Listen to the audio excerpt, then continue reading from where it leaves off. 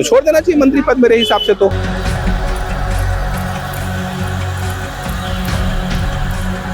पूर्णतः हमारे साथ अन्याय है।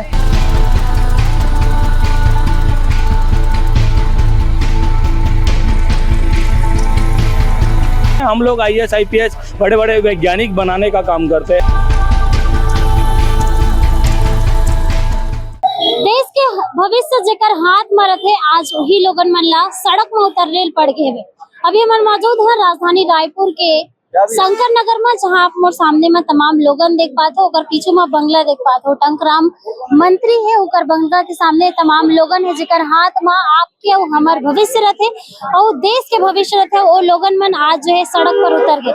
जब संवाद से समाधान नहीं हुए तो अक्सर लोगन मन प्रदर्शन करते और वही प्रदर्शन में लोगन मन सड़क में उतरते, बातचीत करते कि काको चिकर मन के पूरा मांग है।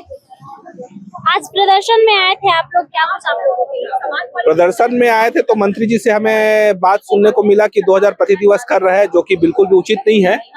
पहले जो है 2000 रुपए कालखंड का 4 कालखंड का मिलता था और 400 रुपए अतिरिक्त मिलता था, ऐसे करके 2400 रुपए मिलता था और मैक्सिमम 50,000 मिलने का था।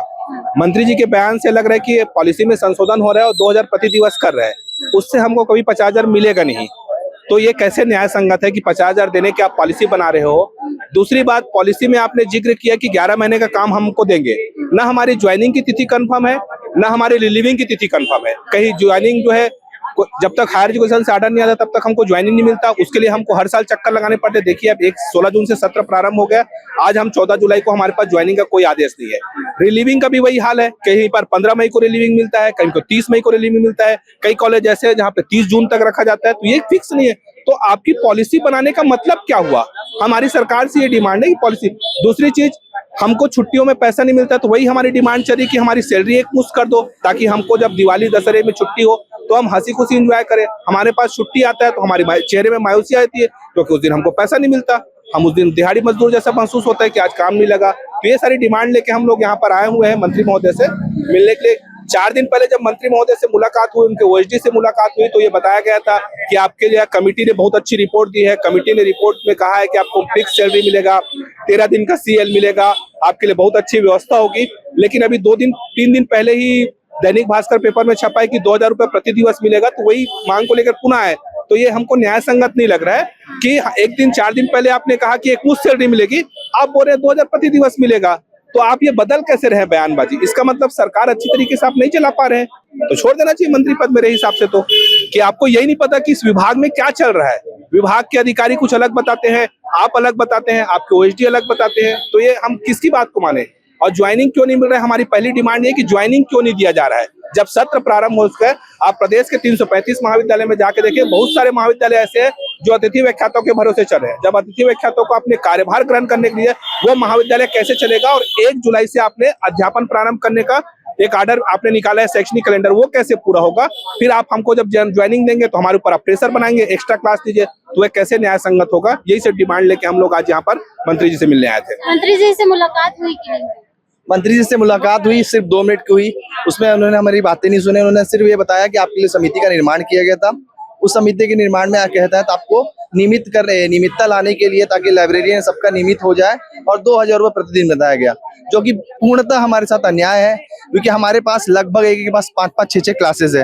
अब पहले हमको पर पीरियड 500 रुपये मिलता था, 4 क्लास में 2000 हो जाता था। अब हमको 5 से 6 पीरियड पढ़ाना है, कैसे होगा? उसके अलावा एक्स्ट्रा वर्क भी हमारे पास, क्लास पेपर चेक करना है, पेपर सेट करना है, उसके अलावा एकेडमिक जो भी कार्यप्रणाली होती है वो भी हमको करना है। तो वो सब चीजों को लेकर हमारी मांग है कि एक मुश्त हमारा वेतन कर दिया जाए, जिससे सब प्रकार की अनियमितता है वो समाप्त हो जाए। इससे पहले इन सारे संबंधों में बातचीत किए थे आपने? हम लगातार मिल रहे हैं मंत्री जी से। हम लोग 6 तारीख को भी आए थे। OSD सर जो उनके तिवारी सर, उन्होंने बहुत आश्वासन दिया कि आप लोग के लिए बहुत अच्छा हो रहा है। मैं भी शिक्षा विभाग से जुड़ा हुआ व्यक्ति हूं, तो मैं आप लोगों के लिए बहुत अच्छी कार्य कर रहा हूं। आप निश्चित रखिए, थोड़ा धैर्य रखिए, आप लोग के लिए बहुत अच्छा होने वाला है, ऐसा हमको आश्वासन दिया। परंतु उनके आश्वासन के बाद जब हमको न्यूज के पेपर के माध्यम से पता चला कि हमारा 2000 रुपये रोज ही कर दिया गया है, तो उससे यह होगा कि हमारा कोई भी मंथ में 25 डे के हिसाब से 25 डे हमको नहीं मिलता, तो 50,000 हमारा नहीं बन पाएगा, जो कि हमारे साथ सरासर अन्याय है। अभी कहाँ कहाँ से लोग यहाँ पर पहुंचे? पूरे छत्तीसगढ़ से है, पूरा सरगुजा से लेकर बस्तर तक के सारे संभाग से आपको यहाँ लोग मिले। पूरे प्रदेश भर का जो भविष्य है, युवाओं का भविष्य है, वो आप लोगों के हाथ में रहता है और आप इस तरीके से संघर्ष कर रहे हैं सड़क पर आके।